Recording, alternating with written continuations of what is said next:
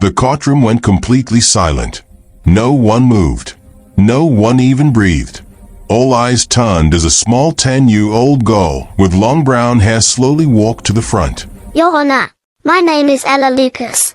That man over there is my father, Mr. Randy Lucas, and I will defend my father myself. Order! Her tiny shoes tapped softly on the wooden floor.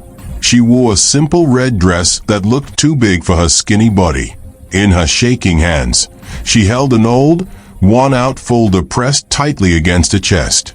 Judge Harrison, an older man with sharp eyes and gray hair, sat high above everyone in his big wooden chair. His black robe made him look even more serious. He frowned down at the little girl. "Young lady, what are you doing? Sit down. This is a serious court." But the girl didn't sit. "Your Honor," she said, her voice trembling but clear.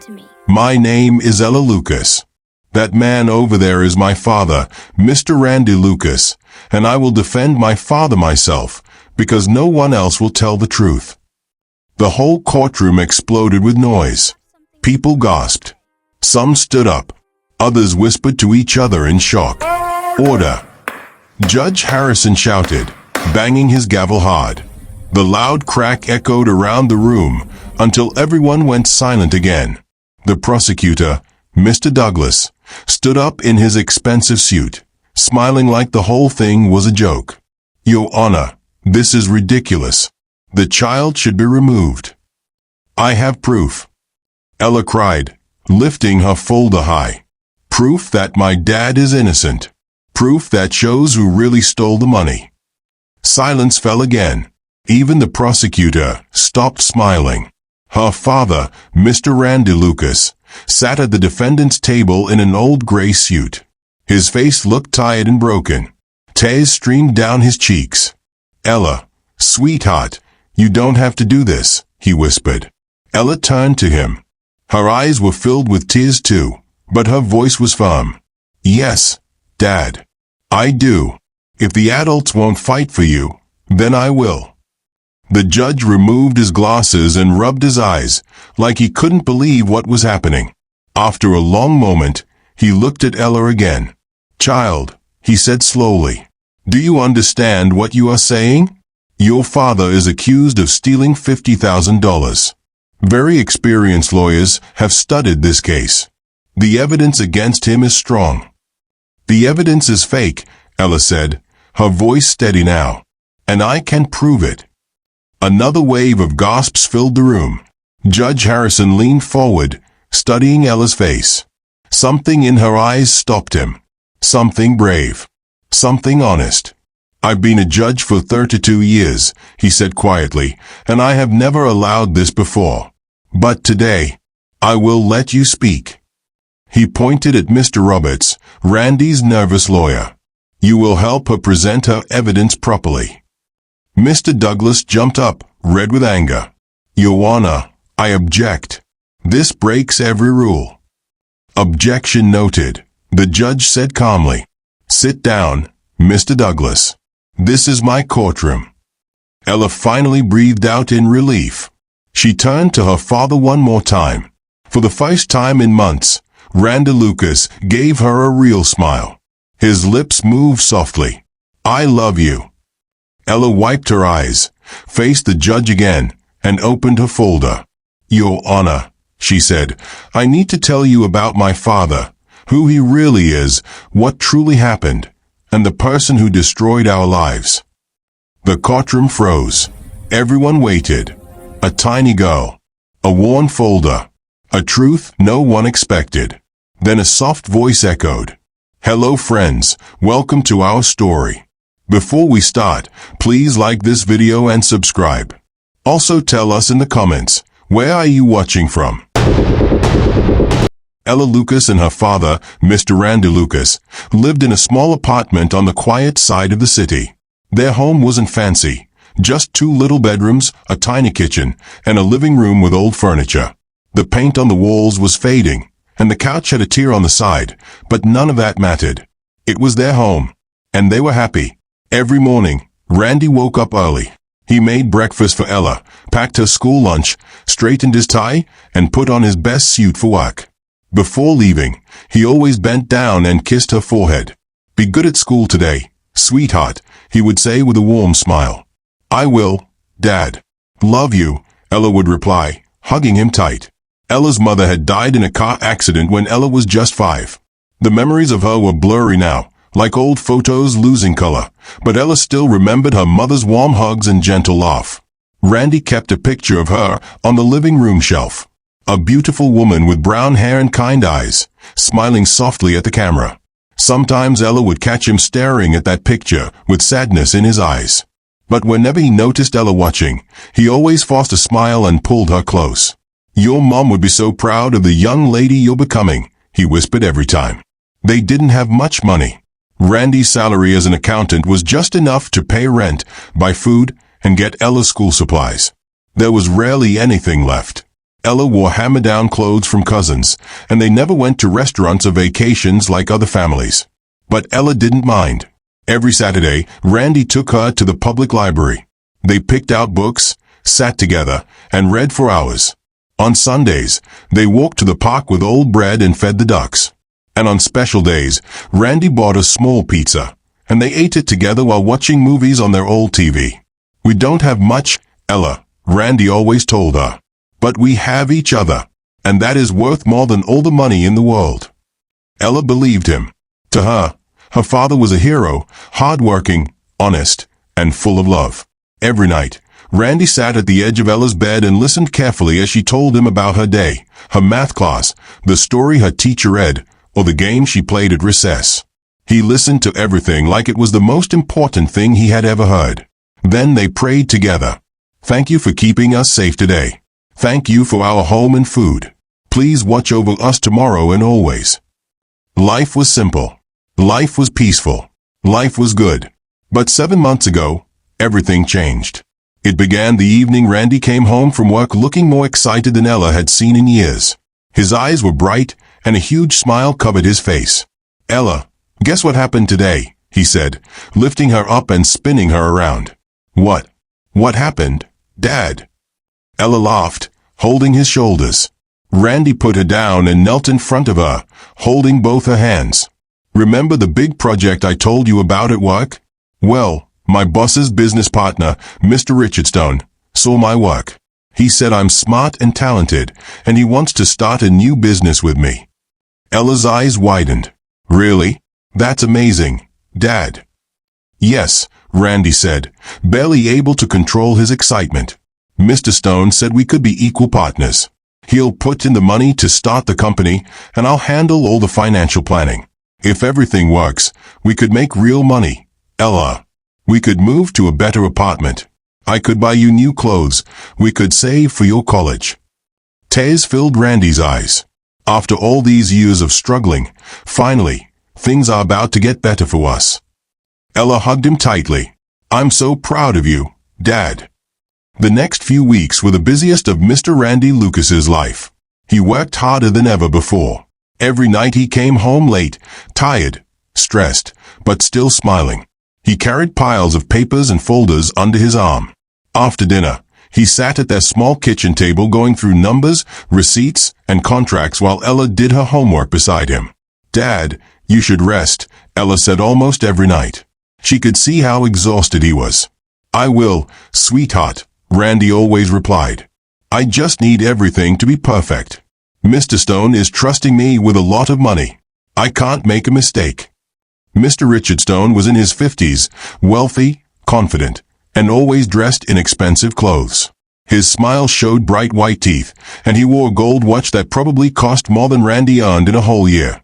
He drove a sleek luxury car that made people stare whenever he passed by. The first time Ella met him was when he came to their tiny apartment to talk business with her dad.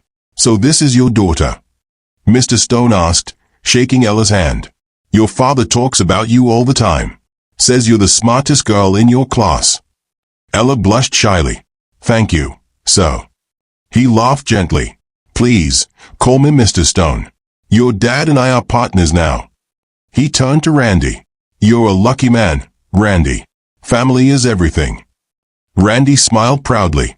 She's my whole world. Mr. Stone seemed kind. He even brought Ella a small gift, an interesting science book. Study hard, he said. Education is the key to success. Ella liked him, and Randy trusted him completely. Their new business was called Stone and Lucas Financial Services. Mr. Stone invested $50,000 to start the company. Randy's job was to manage the money, pay bills, handle taxes, and keep perfect records. This is my chance to build something real, Randy told Ella one night. To give you a better life, to make your mother proud. For 2 months, everything went smoothly. Clients started coming in. Money was flowing. Randy worked day and night to keep everything perfect. He was careful, honest, and determined to succeed. Then one Monday morning, everything collapsed. Randy was at the office when 2 police officers walked in. They headed straight for his desk while everyone stopped working to watch. Mr. Randy Lucas, one officer asked. Randy stood up, confused. Yes. You're under arrest for theft and fraud. His face turned white. What? No, there must be a mistake. You have the right to remain silent, the officer continued, grabbing Randy's wrists and snapping on handcuffs. People gasped. Some whispered. Some pulled out their phones to record. Please. There's been a mistake. Randy begged. I haven't stolen anything. Check the records, please. But the officers didn't care. They marched him out of the building in handcuffs while everyone stared. That same day, Ella was called to the principal's office at school. When she walked in, she saw a woman in a gray suit waiting. Hello, Ella. I'm Mrs. Henderson from Child Services. Ella's heart dropped. Where's my dad? Is he okay? Mrs. Henderson looked kind, but serious. Your father has been arrested, sweetheart. He's accused of stealing money from his business. Until things are sorted out, we need to find a temporary place for you to stay. No, Ella whispered, tears filling her eyes. My dad didn't steal anything. He would never. He's honest. He's good. I understand you upset. I want my dad. Ella cried. Please. I need my dad. But no matter how much she begged, it didn't change anything. That night, Ella stayed with Aunt Rachel, Randy's younger sister. Aunt Rachel lived across town in a crowded little house with her husband and 3 kids. She tried her best to comfort Ella. Your dad's going to be okay, honey, Aunt Rachel whispered, hugging her. It's just a misunderstanding. They'll fix it. But Ella couldn't sleep. She lay in the guest bed, staring at the ceiling, wondering if her father was cold, scared, alone. Wondering if he thought she didn't believe in him. The next day, Aunt Rachel took Ella to visit her dad in jail. They sat in a small room, separated by thick glass. Randy wore an orange jumpsuit. His eyes were red and tired. He looked completely crushed. Ella picked up the phone, on her side. Randy lifted his phone too. Dad, Ella's voice cracked. Oh, baby girl, Randy whispered as tears rolled down his cheeks. I'm so sorry you have to see me like this. Dad, what happened? Why do they think you stole money? I don't know, Randy said, shaking his head. Mr. Stone says $50,000 is missing, the same $50,000 he invested at the beginning. He says I took it. But I didn't. I swear on my life, I didn't touch that money. I know, Dad. I know you would never. The police found documents with my signature, papers saying I withdrew the money. Randy swallowed hard. But I never signed those papers, Ella. Someone forged my signature. Someone is setting me up. And I think it's Mr. Stone. Ella's eyes widened. Mr. Stone? But why would he do that? I don't know. But nothing else makes sense. Randy pressed his hand against the glass. Listen to me. Stay with Aunt Rachel. Be good. Go to school. Don't worry about me. I'll figure this out. But Dad, the lawyer they gave you. He says the trial is in 2 months. He'll help me. We'll prove I'm innocent. He forced a smile. Everything will be okay. But Ella saw the fear in his eyes. He didn't believe his own words. The visit ended too quickly. As the guard led Randy away, he turned back one last time. I love you, Ella. Always remember that. I love you too, Dad, Ella whispered, pressing her hand against the cold glass. The days that followed were the hardest of Ella's life. At school, kids whispered about her. Some of her friends stopped talking to her. She sat alone at lunch while other kids stared. "That's the girl whose dad is a thief," she heard someone say. "My mom said he stole a lot of money," another whispered. Ella wanted to scream, "My dad is innocent." But her voice always failed her. Tears came instead.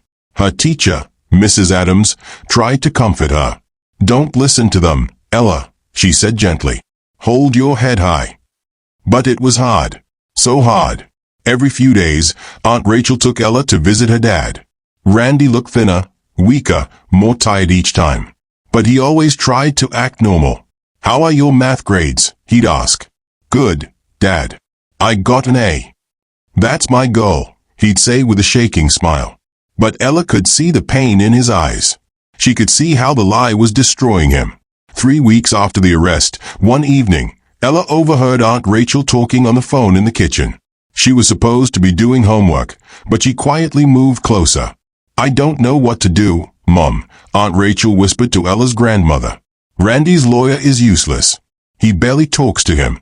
He keeps saying the evidence is too strong, that Randy should plead guilty and hope for a lighter sentence." Ella's heart dropped. Plead guilty? Her innocent father? "But he's not guilty," Aunt Rachel continued. "We can't afford a better lawyer. Those fancy lawyers cost thousands. And Randy used all his savings on that business with that snake, Mr. Stone." She paused. "Yes, I believe Randy is innocent too. But believing isn't enough. The trial is in 6 weeks. And unless something changes." She sighed heavily. "My brother is going to prison." Ella's hands began to shake. Her father was going to prison for something he didn't do. And no one could save him. That night, Ella couldn't sleep. She lay in bed staring at the dark ceiling, her mind spinning. She felt like her heart was beating too fast. There had to be something she could do. Something, anything, to help her dad. But what could a 10-year-old girl do that grown adults and trained lawyers couldn't? Then she remembered her father's words. Words he repeated to her over and over again. "When you have a problem, Ella, don't just worry. Think. Use your brain. Look for clues. Look for solutions." Clues. Ella suddenly sat up in bed. Her father said someone forged his signature. He said the documents were fake. He said Mr. Stone set him up.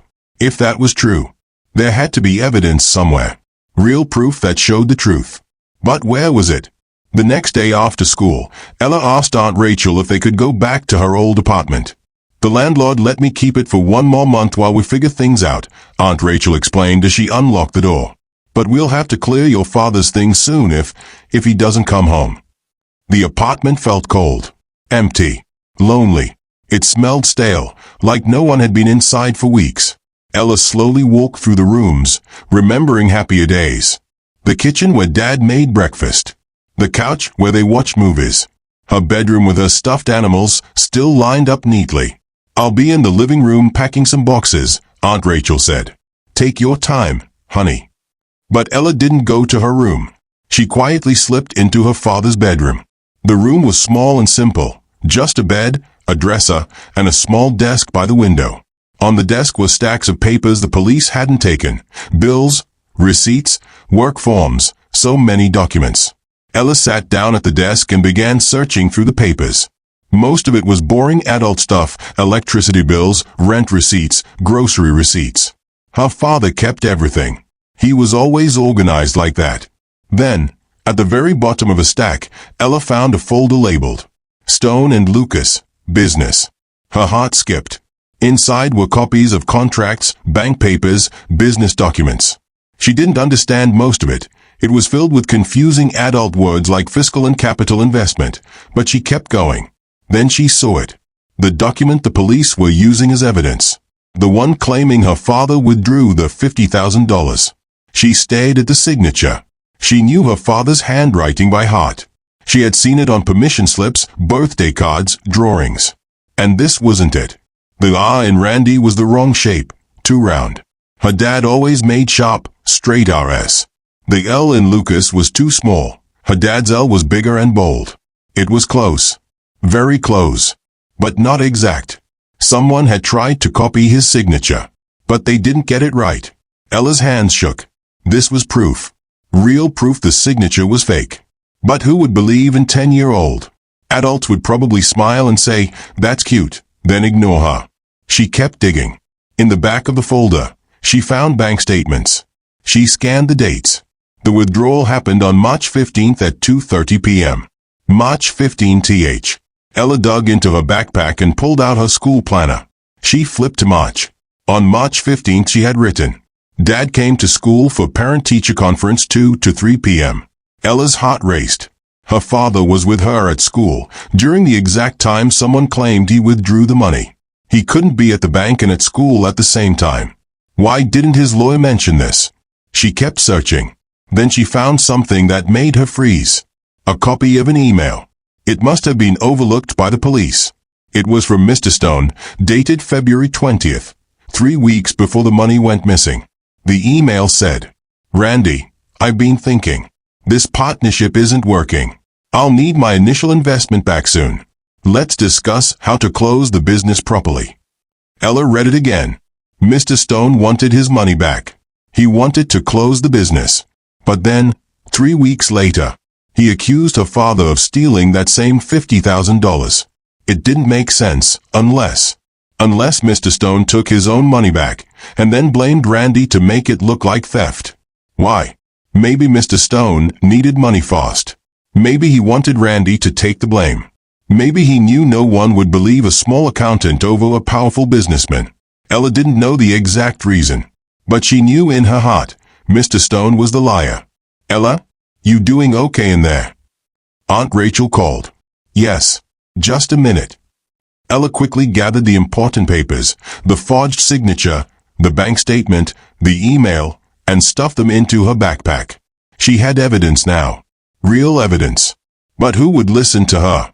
Not her father's lawyer. Aunt Rachel said he was useless. Not the police. They already decided her father was guilty. Then she remembered something her teacher once said. If you need justice, that's what courts are for. Judges listen to evidence. A judge. She needed to show this to a judge. But the trial was still 5 weeks away. Would they even let a child speak? Ella didn't know. But she made a decision. She was going to try. Her father always fought for her. Now it was her turn. The next few weeks were the busiest of Ella's life.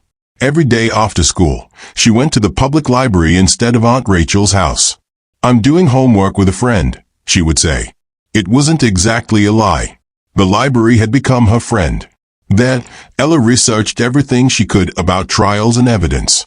She watched videos, read simple law articles, and learned new words. Defendant, the person accused.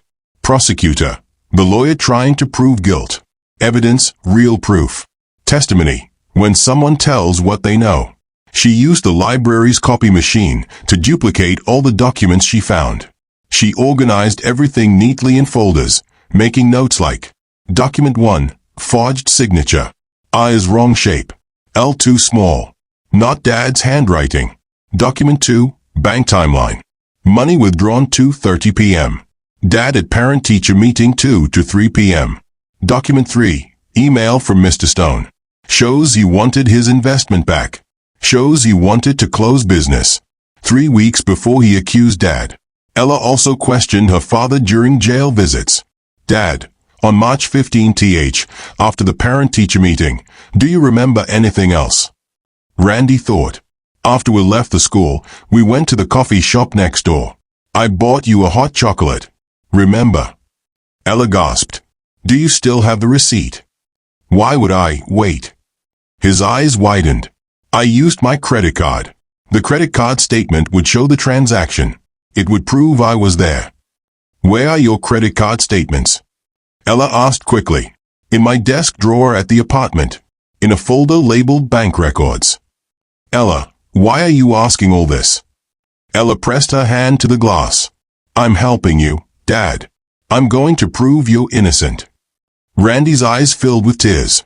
Ella, sweetheart, this is too much for you. No, Dad. You always took care of me. Now it's my turn to take care of you. The next time Aunt Rachel took her to the apartment, Ella went straight to her father's desk. Just like he had said, she found a folder labeled bank records. Inside it were his credit card statements. She flipped through them quickly. And then, there it was. A charge from Corner Coffee Shop on March 15th at 2:47 p.m. The coffee shop right beside her school. The same day. The same time the records claimed her father was across town withdrawing the stolen money. Ella's heart pounded. More proof. She added the statement carefully to her folder. 2 weeks before the trial, Ella went with Aunt Rachel to visit Mr. Roberts, her father's lawyer, at his small downtown office. Aunt Rachel didn't expect much. "That man barely returns my calls," she muttered as they climbed the stairs. The office was tiny and messy. Papers were piled everywhere. Coffee cups and old files covered the desk. Mr. Roberts looked like he hadn't slept properly in days, young, with messy hair and tired eyes. "Can I help you?" he asked without really looking up from his computer. "Mr. Roberts, I'm Ella Lucas, Mr. Randy Lucas's daughter. I need to talk to you about my dad's case." "Look, kid," he sighed, still typing, "I know this is hard for you, but..." "I found evidence," Ella cut in, her voice steady. She placed her folder on his desk. "Evidence that proves my dad is innocent." Mr. Roberts sighed again, like he'd heard that 100 times before. Everyone thinks they have evidence that will save their family member. But the prosecution's case is very strong. The best thing your father can do is plead guilty and hope for. "No." Ella's voice was calm but firm. "My dad is innocent. And I can prove it. Please. Just look at what I found." Something in her tone made him pause. He stopped typing. Slowly, he looked up, really looked at her, for the first time. Then he glanced at Aunt Rachel, who shrugged. "5 minutes," he said. "That's all I've got." Ella opened the folder and began to explain everything. The forged signature. The bank timeline showing her dad was at school during the withdrawal. The credit card statement from Corner Coffee Shop. The email from Mr. Stone saying he wanted his money back and wanted to close the business. As she spoke, Mr. Roberts's expression changed. His eyes narrowed, focused. He leaned closer. He stopped looking bored and started looking interested. "Wait," he said, grabbing the bank statement. "You're saying your father was at a parent-teacher conference during the exact time the money was withdrawn?" "Yes," Ella said quickly. "And I was there. I can testify. And my teacher, Mrs. Adams, she can testify too. She'll remember." Mr. Roberts picked up the printed email. "And this email shows Mr. Stone wanted to end the partnership before the money went missing." He looked at Ella again, this time with something like respect. "Where did you get all this?" "In my dad's desk," she answered. "The police didn't take everything. They missed those papers." Mr. Roberts leaned back in his chair and ran a hand through his hair. This actually changes things," he said slowly. "Why didn't your father tell me about the parent-teacher conference?" "He probably didn't remember," Ella replied. "He's scared. He's sad. He's not thinking straight." Mr. Roberts started writing quickly. Okay. This is good. This is actually really good. The signature argument might be hard. We'd need an expert, and that costs money and time we don't have. But the alibi, the timeline, that's strong." He looked up at her again. "You did real detective work, Ella." A warm feeling grew in Ella's chest. Finally, someone was taking her seriously. "Can you use this to help my dad?" she asked softly. "I'm going to try," Mr. Roberts said. "I'll contact your teacher and get her statement. I'll try to subpoena the coffee shop's records, if they still have them. And I'll study this email more closely." For the first time, he smiled a little. "Your father is lucky to have you." Ella left the office feeling lighter than she had in weeks. It felt like, finally, the truth had a chance. But the hope didn't last long. 1 week before the trial, Mr. Roberts called Aunt Rachel with bad news. Ella listened from the other room as her aunt answered the phone. "What do you mean the teacher can't testify?" Aunt Rachel's voice rose. She was there. She remembers the conference. Ella's stomach twisted. "The school district won't allow it." Aunt Rachel repeated. "Why not?" There was a long silence. They don't want the school involved in a criminal case, Aunt Rachel said slowly, repeating his words. That's ridiculous. A man's freedom is at stake. More silence. And the coffee shop, she asked. What about their records? Ella strained to hear. They deleted the security footage after 30 days, Aunt Rachel sighed heavily. Of course they did. What about the email? She whispered. Rose, Ella, held her breath. The prosecution says it doesn't prove anything, Aunt Rachel said dully. They say Mr. Stone had every right to want his money back. And it doesn't prove he framed Randy. She sank into a chair. So what now? What does this mean for the trial? Ella couldn't hear Mr. Roberts's reply, but she could see Aunt Rachel's face slowly fall apart. I see, Aunt Rachel said quietly. Okay, thank you for trying. She ended the call. Ella walked into the room. Aunt Rachel, what happened? Her aunt looked at her with tired, sad eyes. Baby, Mr. Roberts did try, she said softly. He really did. But it's not enough. The school won't let your teacher testify. They don't want to be part of a court case. The coffee shop doesn't have any records left. And the prosecutors say the email doesn't prove your dad is innocent. But it does, Ella said, her voice shaking. It shows Mr. Stone wanted his money back. It shows he had a reason to lie. I know, honey. I know, Aunt Rachel replied. But in court, they say you need more than that. You need what they call concrete proof.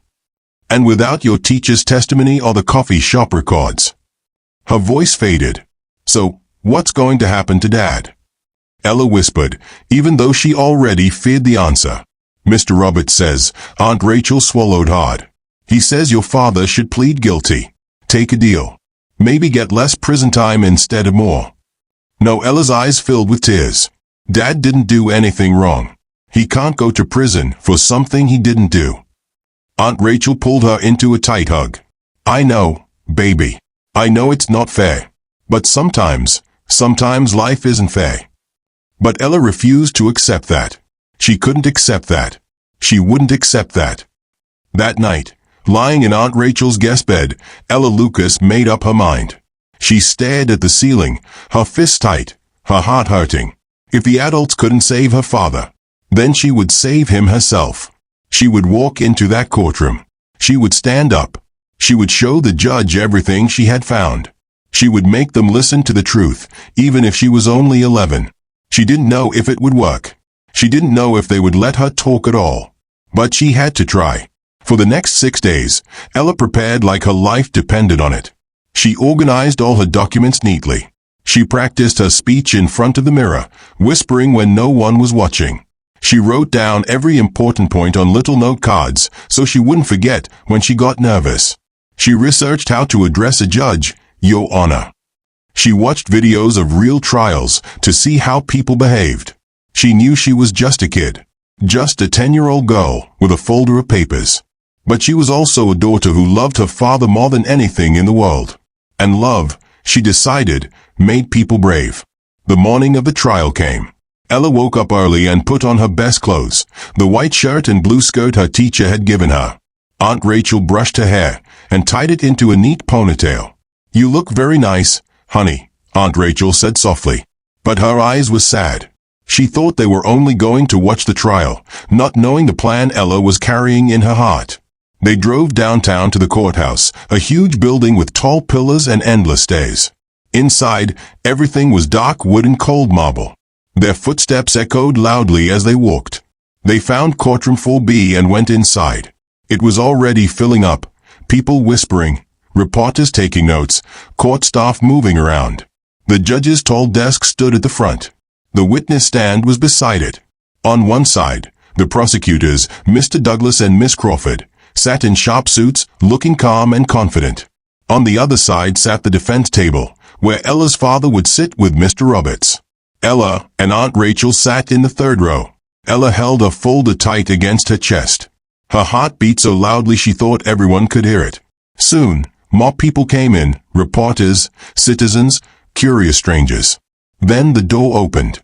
Her father, Mr. Randy Lucas, was brought inside wearing handcuffs and an orange jail uniform. He looked shockingly thin, tired, and defeated. But when he saw Ella, his face crumpled.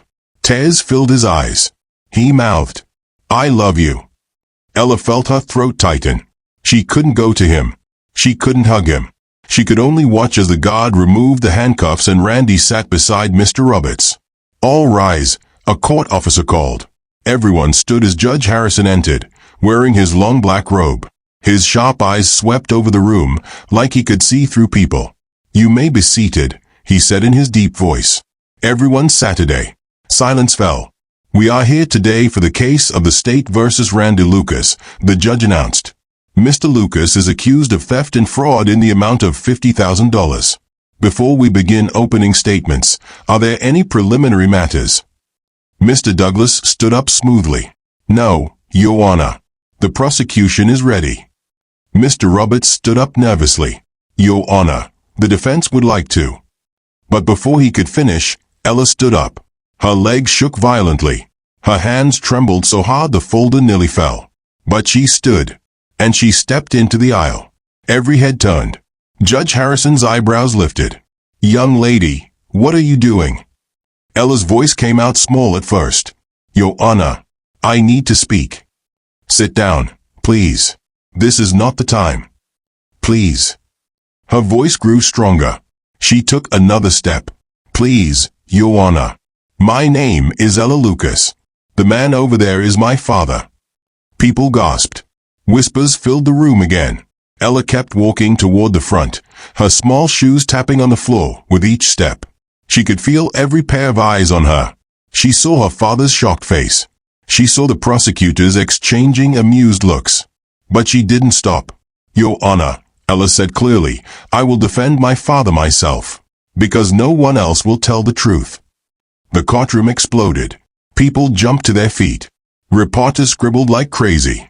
Someone shouted from the back, "Did that little girl just say she's defending her father?" "Order! Order!" Judge Harrison slammed his gavel. Crack! Crack! Crack! Everyone fell quiet. Sort of. Whispers still buzzed around. Mr. Douglas sprang up, furious. "Your Honor, this is absolutely outrageous. She must sit down immediately." Miss Crawford stood too. "This is a courtroom, not a circus." "I said order," the judge snapped, banging the gavel again. His sharp eyes focused on Ella, who stood frozen in the aisle clutching her folder. Randy had his hands over his face, crying silently. Mr. Roberts looked like someone had unplugged his brain, completely stunned. "Young lady," the judge said, "come here." Ella's legs felt like jelly, but she walked forward until she stood right in front of the tall desk. She had to tilt her head far back just to see his face. "What is your name?" Judge Harrison asked gently. "Ella Lucas, Your Honor." "And how old are you?" 10, Your Honor." He removed his glasses and cleaned them slowly, studying her face. The entire courtroom held its breath. "Ella," the judge said carefully, "do you understand what is happening today? This is a criminal trial. Your father is accused of a serious crime. This is not a game." "I know, Your Honor," Ella said. "And I know I'm just a kid. But I found evidence, real evidence, that proves my dad is innocent. And nobody will listen to me, because I'm only 10. The judge paused. "What kind of evidence?" he asked. Ella lifted her folder. "Documents showing the signature on the withdrawal form is fake. Bank statements proving my dad was somewhere else when the money was taken. An email showing Mr. Stone wanted his money back weeks before this happened. And my testimony. I was with my dad when they said he stole the money. I can prove he didn't do it." Mr. Douglas shot to his feet again. "Your Honor, this is completely inappropriate. She is not a lawyer. She cannot present evidence." "Mr. Douglas," the judge said calmly, "I have been doing this job for 32 years.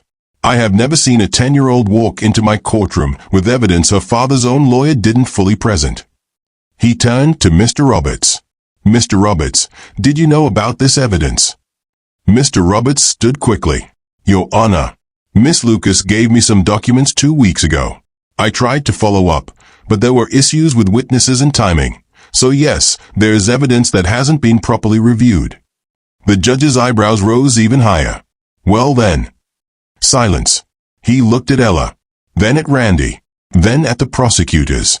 Finally, he spoke. "I am going to do something highly unusual." The entire room froze. "Miss Lucas, you cannot serve as your father's attorney. That is illegal. However," he paused, "I will allow you to testify as a witness. You may present your documents and answer questions." "Your Honor, I object," Mr. Douglas shouted. "Your objection is noted," the judge said sharply. "Now sit down. This is my courtroom, and if important facts were overlooked, we are obligated to examine them. Justice is more important than convenience." Mr. Douglas sat, red-faced. Judge Harrison turned back to Ella. "Mr. Roberts will help you. You will address the court properly, and you will tell the truth.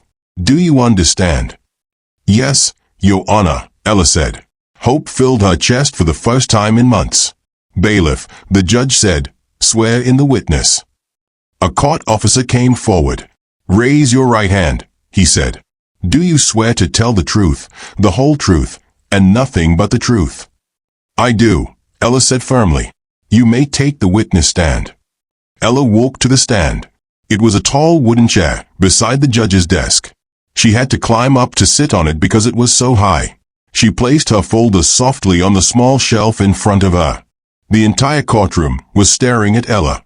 She could see her father silently crying at the defendant's table. She could see Aunt Rachel in the third row, both hands covering her mouth in shock.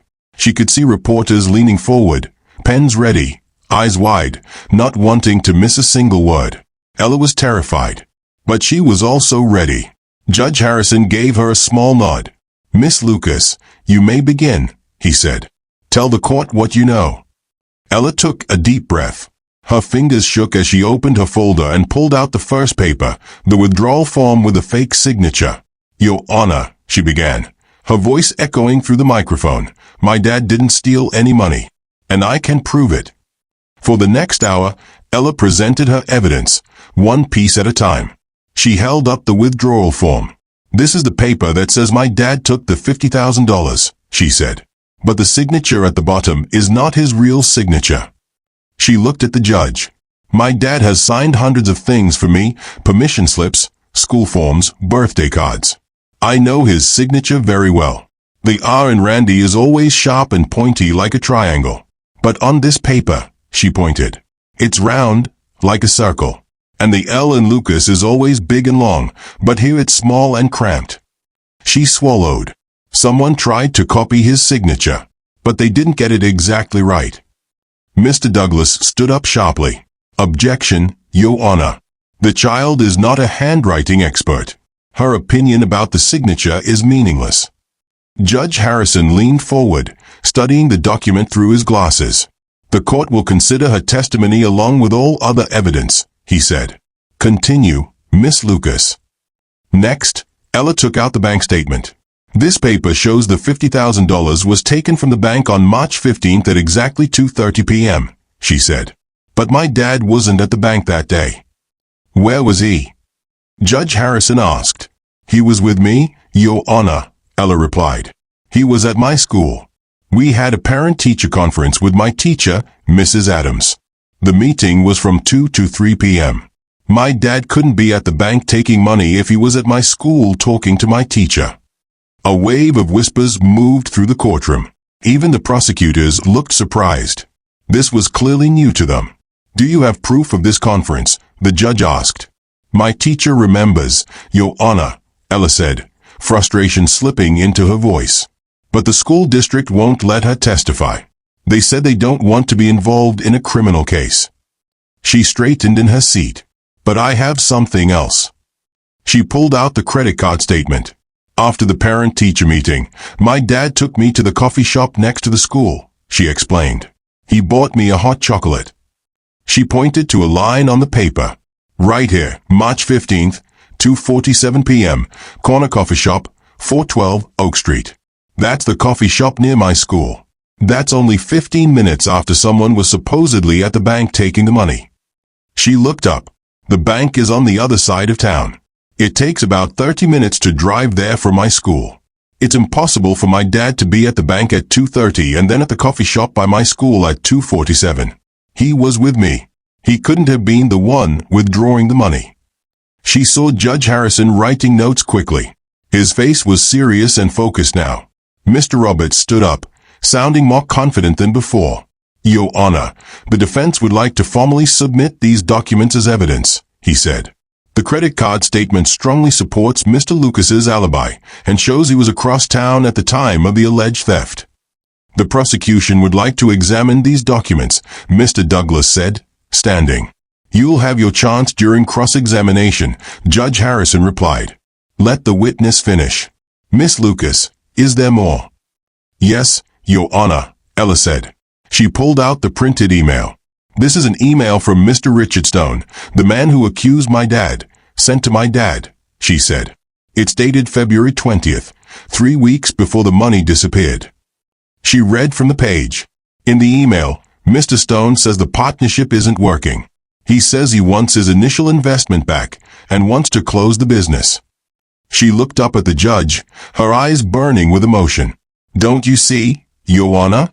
Mr. Stone wanted his money back. He said it himself. So what if he took his own money out of the bank and then blamed my dad for it?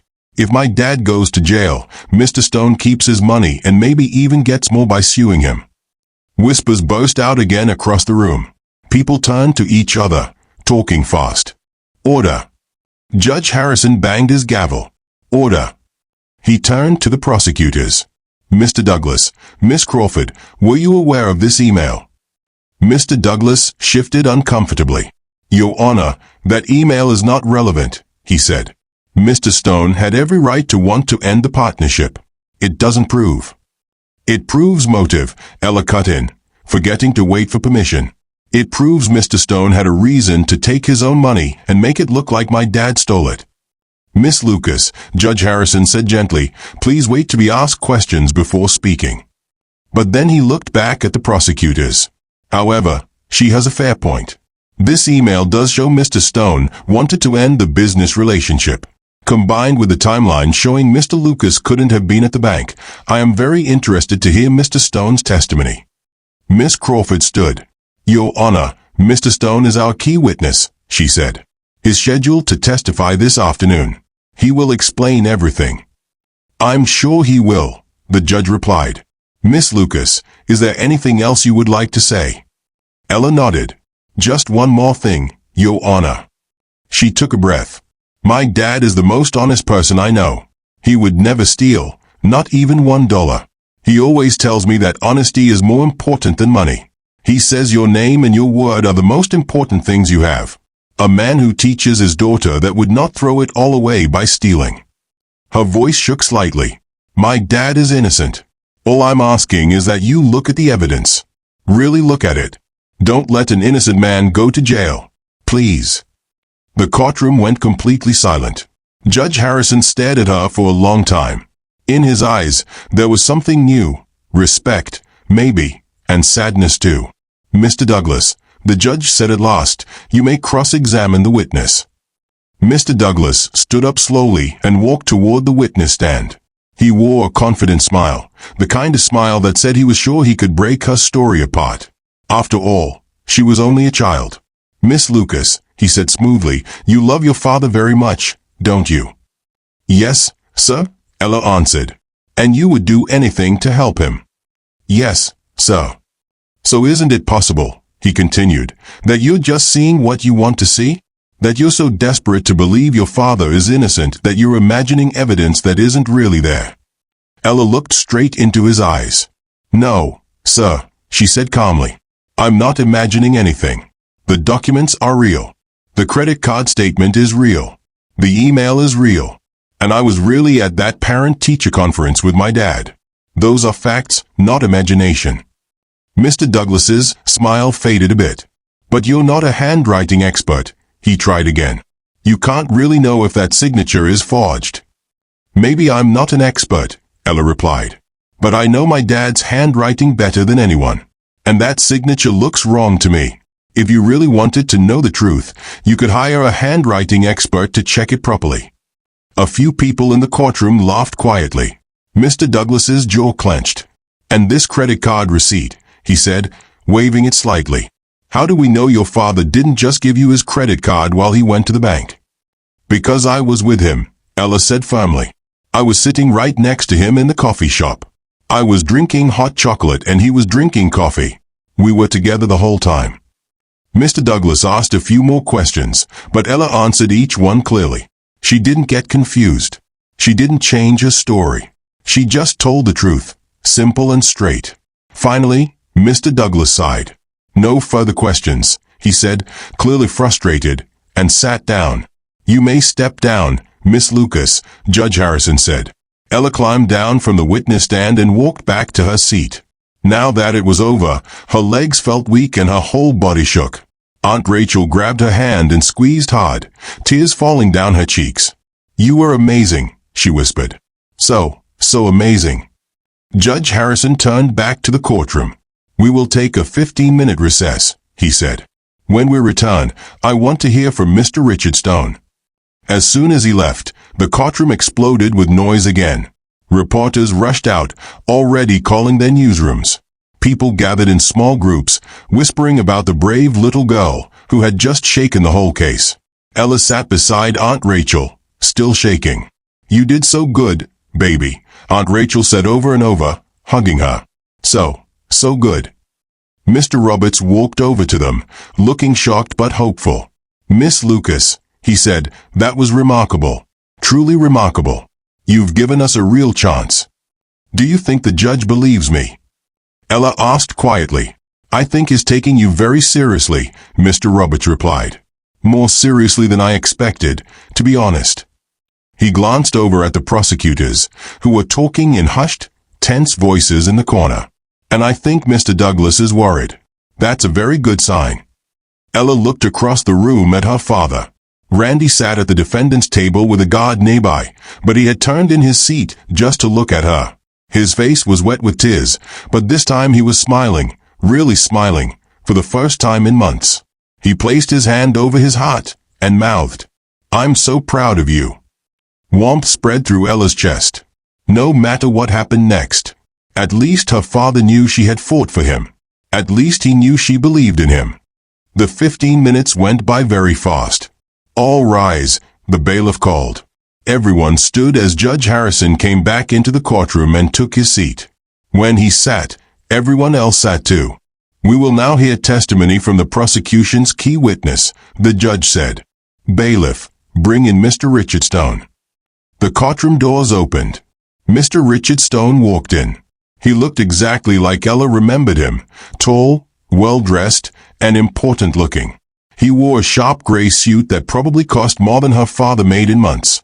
His gray hair was neatly combed. His shoes shone under the lights. His gold watch flashed every time he moved his hand. But Ella noticed something new. He didn't look relaxed. He didn't look confident. His eyes moved around the room quickly, like he was searching for a way out. When his gaze landed on Ella, his jaw tightened. He knows, Ella thought. He knows I found the email. He knows I know about the parent-teacher meeting. He's scared. The bailiff swore Mr. Stone in, and he sat down in the witness stand, pulling at his tie like it felt too tight. Mr. Douglas stood up. Mr. Stone, please state your name and occupation for the record. Richard Stone, he said smoothly. I'm a businessman and investor. I own several properties and businesses in the city. And you are in a business partnership with the defendant, Mr. Randy Lucas. Yes, Mr. Stone answered. Unfortunately. His voice sounded calm and practiced, like he had told this story many times. I trusted Mr. Lucas completely, he continued. That trust was betrayed. Please tell the court what happened, Mr. Douglas said. Mr. Stone sighed loudly, as if he was deeply hurt. I met Randy about a year ago, he began. He was working as an accountant. I was impressed by his skills, so I suggested we start a business together, Stone and Lucas Financial Services. I invested $50,000 of my own money to start the company. Mr. Lucas's job was to manage that money responsibly. He shook his head like a disappointed parent. For the first 2 months, everything seemed fine. But then I started noticing irregularities. Numbers that didn't add up. Missing information. When I asked Randy about it, he became defensive. What happened next? Mr. Douglas prompted. On March 20th, I checked the business bank account, Mr. Stone said. The $50,000 was gone. Completely gone. When I confronted Randy, he said he didn't know anything about it. But the bank showed me withdrawal records, with his signature on them. As far as I could see, he had taken my money. And how did that make you feel? Mr. Douglas asked. Devastated, Mr. Stone said sadly. Betrayed. I trusted this man. I gave him a chance to build something great, and he stole from me. His voice sounded soft and hurt. Some people in the courtroom nodded sympathetically. He's a good actor, Ella thought. But it's all lies. No further questions, Mr. Douglas said, sitting down with a satisfied look. Judge Harrison turned to the defense table. Does the defense wish to cross-examine? He asked. Yes, Your Honor, Mr. Roberts said, standing up. Very much so. He walked toward Mr. Stone, holding Ella's folder in his hand. Mr. Stone, Mr. Roberts began, you said you noticed irregularities in the finances. Can you be specific? What exactly did you see? Mr. Stone shifted in his seat. Just things that didn't look right, he said. Expenses that seemed too high. Money being moved around. That sort of thing. But you never mentioned these irregularities in your first report to the police, did you? Mr. Roberts asked. Well, I was focused on the main issue, the theft, Mr. Stone said quickly. I see, Mr. Roberts replied. He picked up a paper. Mr. Stone, I'm showing you what has been marked as Defense Exhibit C, he said. This is an email from you to Mr. Lucas, dated February 20th. Please read the highlighted part for the court. Mr. Stone's face became a little pale. He took the paper and read in a tight voice. This partnership isn't working out the way I hoped. I'm going to need my initial investment back soon. You wanted your money back, Mr. Roberts said, 3 weeks before you accused Mr. Lucas of stealing it. That's not what I meant, Mr. Stone said quickly. I just meant eventually, when we closed the business properly. But you didn't close the business properly, did you? Mr. Roberts asked. Instead, the money disappeared, and you blamed Mr. Lucas. Objection. Mr. Douglas shouted, jumping up. Speculation and badgering the witness. Sustained, Judge Harrison said. Mr. Roberts, rephrase. Mr. Roberts nodded. Mr. Stone, he said, did you personally withdraw that $50,000 from the account? No, absolutely not, Mr. Stone said loudly. Then who did? Mr. Roberts asked. Who took the money? Randy Lucas did, Mr. Stone snapped. The bank records prove it. Mr. Roberts picked up another sheet. The bank records show the money was withdrawn on March 15th at 2:30 p.m., he said. Where were you at that time, Mr. Stone? I don't remember, Mr. Stone replied. You don't remember? Mr. Roberts repeated. This is $50,000 of your money. The day it went missing should be important to you. But you don't remember where you were. I own many businesses, Mr. Stone said, his voice tight. I was probably at one of my properties. I'm a very busy man. So, Mr. Roberts said slowly, you have no alibi for the time of the theft, do you? I don't need an alibi, Mr. Stone snapped. I'm the victim here. You. Mr. Roberts shot back. Because Mr. Lucas does have an alibi. He was at his daughter's school for a parent-teacher conference. And 15 minutes after the money was withdrawn, his credit card was used at a coffee shop next to that school. He has a receipt. He has a witness. He was nowhere near the bank. The courtroom erupted in whispers. Mr. Stone's eyes widened. That's impossible, he stammered. Is it impossible, Mr. Roberts said, or is it impossible because you're the one who actually took the money? Objection. Mr. Douglas shouted again. Your Honor, Mr. Roberts said quickly. The defense believes Mr. Stone had motive, means, and opportunity to frame Mr. Lucas. He wanted his money back. His own email proves it. He had access to the account. And he has no alibi for when the theft occurred. Judge Harrison leaned forward, his sharp eyes locked on Mr. Stone. Mr. Stone, he said slowly, I want you to think very carefully before you answer my next question. The room went so quiet you could hear people breathing. Did you forge Mr. Randy Lucas's signature on that withdrawal form? The judge asked. Silence. Mr. Stone's face turned bright red. Sweat gathered on his forehead. His hands gripped the arms of the witness chair. No, I didn't, he said. But his voice shook. He didn't sound sure anymore. Mr. Stone, Judge Harrison said, his voice becoming colder, if you lie under oath in this courtroom, that is perjury. Perjury is a serious crime. It can send you to prison. Do you understand? Mr. Stone swallowed hard. His confident mask was falling apart. His eyes darted toward the courtroom doors like he wanted to escape. Mr. Stone, the judge said firmly, I'm going to ask you one more time. He paused. Did you take that money? Time seemed to slow down. 5 seconds. 10 seconds. 15 seconds. Mr. Stone's hands were shaking now. His red face turned pale. He looked like he might be sick. He began. Everyone leaned forward. He tried again. Then suddenly his shoulders dropped. All the strength went out of him. He bowed his head and put his face in his hands. Yes, he whispered. The courtroom exploded. People gasped and shouted. Reporters jumped up. The bailiff shouted for order. Judge Harrison slammed his gavel again and again. Order. Order in this court. Mr. Stone kept his face in his hands. His shoulders shook. When he finally looked up, tears were running down his face, not the fake sad tears from before, but tears of guilt and shame.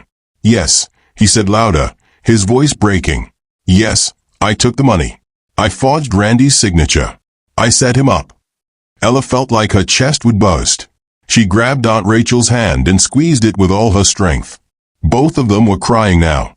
At the defense table, Randy covered his mouth with both hands, his whole body shaking with relieved sobs. Judge Harrison's face was like stone. Mr. Stone, he said, his voice icy, you will explain yourself now. Why did you frame an innocent man? Mr. Stone wiped his wet face with the back of his hand. He suddenly looked small and weak, nothing like the powerful businessman who had walked in earlier. I was in debt, he said quietly.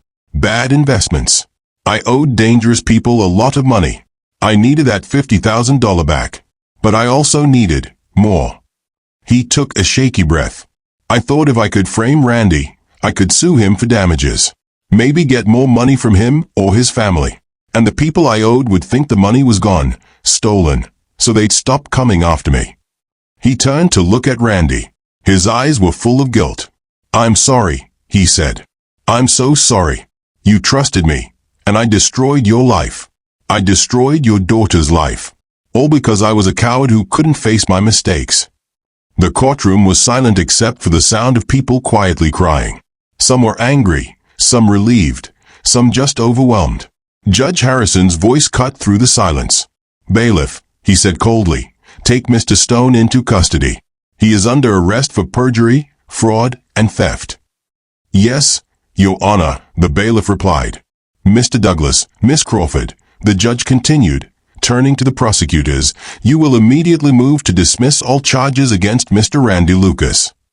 Yes, Your Honor, Mr. Douglas said, his voice low, his face red with shame. The bailiff put handcuffs on Mr. Stone. As they led him away, he looked at Ella one last time. You're a brave girl, he said quietly. Braver than I ever was. Then he was gone. Judge Harrison raised his gavel and struck it down once. All charges against Mr. Randy Lucas are hereby dismissed, he announced. Mr. Lucas, you are free to go. This court deeply regrets the injustice you have suffered. The courtroom exploded again, but this time in applause. People stood up, clapping and cheering. Some were crying openly. Reporters rushed to the doors to get the news out as fast as possible. Randy stood up slowly, like he didn't quite believe what he had heard. The bailiff removed his handcuffs. For the first time in months, Randy's wrists were free. Dad! Ella cried, jumping from her seat and running down the aisle. Ella. Randy's voice cracked as he dropped to his knees and opened his arms. She ran into him, and they wrapped their arms around each other as tightly as they could. Randy sobbed into her shoulder. "You did it, baby girl," he cried. "You saved me. You saved us." "I love you, Dad," Ella said through her tears. "I love you so much." "I love you too, sweetheart," he said. "More than anything in this world." They stayed like that, hugging in the middle of the courtroom, while people watched with tears in their eyes. Even Judge Harrison had to take off his glasses and wipe his eyes with a handkerchief. Aunt Rachel ran down and joined them, laughing and crying at the same time. "Thank God," she sobbed. "Thank God you're okay." Mr. Roberts came over too, smiling wider than Ella had ever seen. "Mr. Lucas," he said, "you have an extraordinary daughter. She did what I couldn't. She found the truth, and she made everyone listen." Randy pulled back and held Ella's face gently in his hands. "You're my hero, Ella," he said. "Do you know that? You're the bravest, smartest, most amazing person I've ever known." Judge Harrison cleared his throat. Everyone turned to look at him. He was standing now. "Miss Lucas," he said, his usually stern face softening into a warm expression. "Approach the bench, please." Ella walked toward the front, suddenly nervous again. Did she do something wrong? She stopped in front of the judge's desk. Judge Harrison looked down at her with kind eyes. "Young lady," he said, "in my 32 years as a judge, I have seen hundreds of lawyers. Some good, some bad, and many in between. But I have never, ever seen anyone fight for justice the way you did today." His voice became thick with emotion. "You believed in the truth when no one else did. You did the hard work that others were too lazy or too afraid to do. You came into this courtroom with nothing but love for your father and a folder full of evidence, and you refused to be silenced." He leaned forward slightly. "The law says you're too young to be a lawyer. But in your heart, you already have more justice inside you than most lawyers ever will. If you keep learning, keep caring about truth and fairness, then one day you could be standing where I'm standing. You could be a lawyer, or a judge, or anything you want. And you would be magnificent." Ella felt tears sliding down her cheeks again. "Thank you, Your Honor," she whispered. "No, Miss Lucas," Judge Harrison said gently. "Thank you. You reminded me why I became a judge, to find the truth, to protect the innocent, to serve justice." He gave her a real, warm smile. "Don't ever lose that fire inside you. The world needs people like you." Ella nodded, unable to speak. Then Judge Harrison turned to the whole courtroom. "Let this case be a lesson to everyone," he said. "Sometimes the smallest voice can reveal the biggest truth. Sometimes a child can see clearly what adults have missed. And sometimes love and determination are stronger than any corruption or lie." He raised his gavel and tapped it gently. "This court is adjourned." Outside, the courthouse steps were crowded with reporters. Cameras flashed. Microphones were pushed toward them as Ella, Randy, and Aunt Rachel walked out into the sunlight. "Mr. Lucas, how does it feel to be free?" "Ella, how did you figure out your father was innocent? What will you both do now?" Randy held Ella's hand firmly as they made their way down the steps. Halfway down, he stopped and turned to face the cameras. "I want to say something," he said, his voice still rough from crying.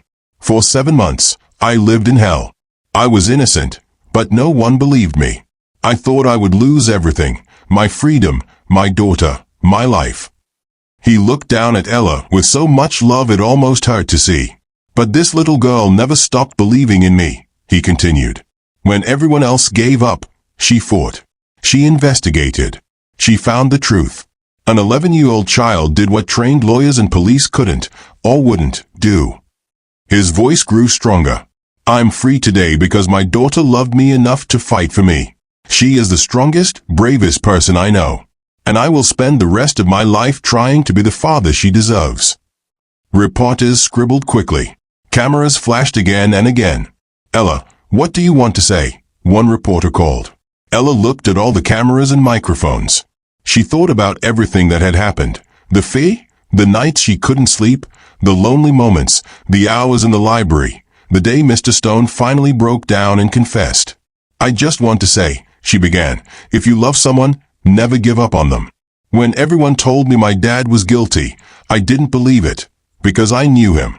I knew his heart, and love helped me see the truth. She paused, thinking of other kids who might be watching on TV.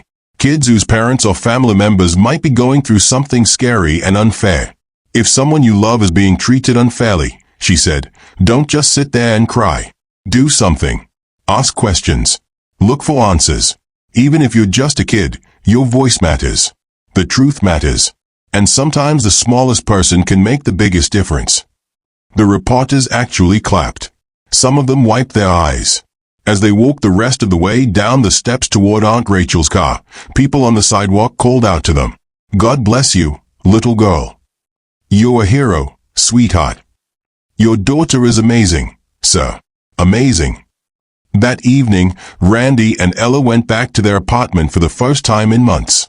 The place was dusty and cold. The air felt old, like it had been waiting for them. But to them, it was still home. Randy unlocked the door, then picked Ella up in his arms and stepped inside. We're home, sweetheart, he whispered. We're finally home. They spent the evening cleaning together, sweeping, dusting, wiping tables, talking and laughing the whole time. It didn't matter that the apartment was small or a bit messy. What mattered was that they were together again. For dinner, Randy made spaghetti, Ella's favorite. They sat at their small kitchen table and ate like it was a feast. To Ella, it felt like the most delicious meal she had ever tasted in her life. After dinner, Randy tucked Ella into her own bed, for the first time in months. He sat on the edge of the bed, just like he used to, and held her hand. Dad. Ella said quietly, Yes, sweetheart. What's going to happen to Mr. Stone now? Randy sighed. He'll go to trial, he said. He'll probably go to prison for a long time. What he did was very wrong. Do you hate him? Ella asked. Randy was silent for a moment. I'm very angry about what he did, he said honestly. He almost destroyed our lives. But hate? Hate takes too much energy. I'd rather use my energy to love you and to rebuild our life. He gently brushed a strand of hair from her forehead. Mr. Stone made terrible choices because he was scared and desperate, Randy continued. I hope he learns from this. I hope he becomes a better person. But mostly, I hope we can move forward and leave all of this behind us. Me too, Ella said with a sleepy yawn. Randy smiled. You must be exhausted. You fought a whole trial today. It was pretty tiring, Ella said with a small laugh. Randy leaned down and kissed her forehead. Get some sleep, my brave girl. Tomorrow is a new day. A fresh start. He started to stand, but Ella held his hand. Dad, will you pray with me? She asked. Like we used to. Randy's eyes filled with tears again, this time happy ones. Of course, baby, he said softly. Of course. He knelt beside her bed and took her hand, just like he had done so many nights before all this started. Thank you, Randy prayed quietly, for protecting us. Thank you for giving Ella the courage and wisdom she needed. Thank you that the truth finally came out. Thank you for bringing us home. And thank you, Ella added, eyes closed, for never giving up on us, even when things were really hard. Please help Mr. Stone learn to be better. And please help other families who are going through hard things like we did. Amen, they said together. Randy tucked the blanket around Ella and kissed her again. I love you, sweetheart. Sweet dreams. Love you too, Dad. Good night. Randy turned off the light and walked to the door. Before leaving, he paused and looked back. There she was, his daughter, his hero, sleeping peacefully in her own bed. Finally safe. Finally home. Life slowly went back to normal. But it was a better normal than before. Randy got his old job back at the accounting firm. His boss apologized for doubting him and even gave him a raise. We should have known you'd never do something like that, his boss said. You're the most honest man I know. The story of Ella's courtroom victory spread everywhere. News stations ran stories about her. Newspapers wrote articles. She was invited to speak at schools and community events. People started calling her the little lawyer and the child justice warrior. But Ella didn't let it change her. She still went to school, did her homework, and tried to live like a normal kid. The only big difference was that now her classmates treated her like a star, and she had more friends than ever. One Saturday afternoon, there was a knock on their apartment door. Randy opened it and blinked in surprise. Standing there was Judge Harrison, not in his black robe, but in khaki pants and a blue sweater. Without the robe, he looked less like a strict judge and more like a kind grandfather. "Judge Harrison," Randy said. "Please, come in." The judge stepped inside and smiled when he saw Ella at the kitchen table, working on her homework. "Hello, Miss Lucas," he said. "I hope I'm not disturbing you." "Not at all, Your Honor," Ella said, standing up politely. "Outside of court, you can call me Mr. Harrison," he said with a small smile. He reached into a bag and pulled out a book. "I brought you something," he said. "I thought you might like it."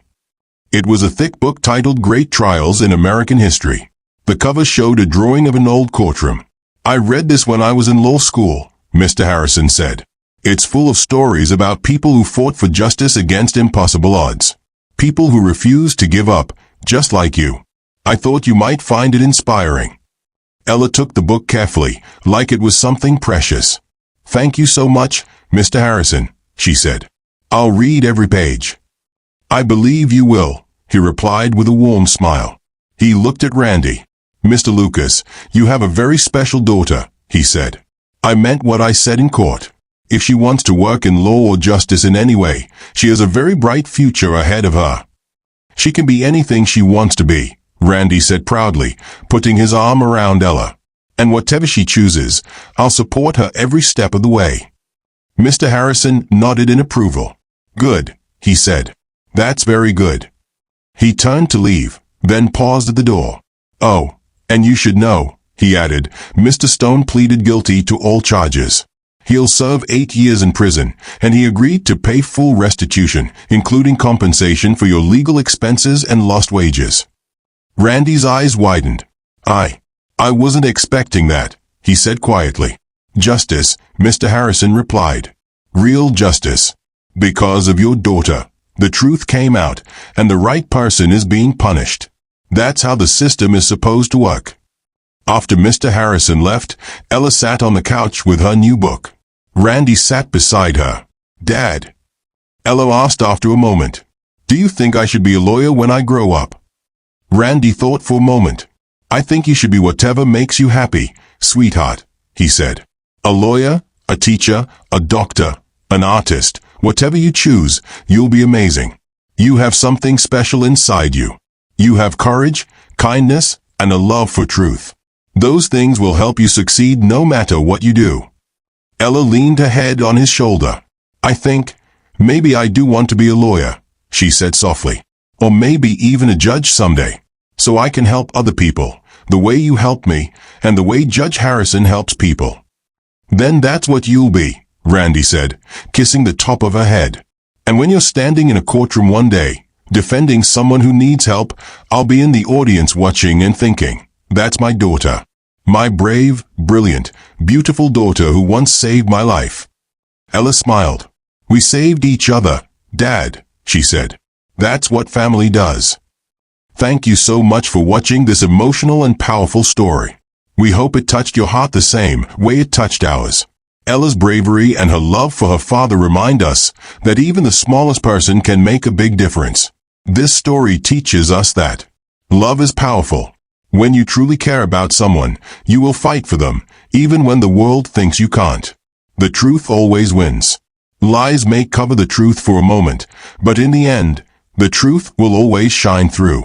Never give up. No matter how dark things seem, keep believing, keep trying, and keep pushing. Your voice matters. Even if you're young, even if people underestimate you, speak up. You never know whose life you might save. Thank you, my amazing viewers, for watching till the end. Your support means everything. Please like, share, and subscribe to this channel.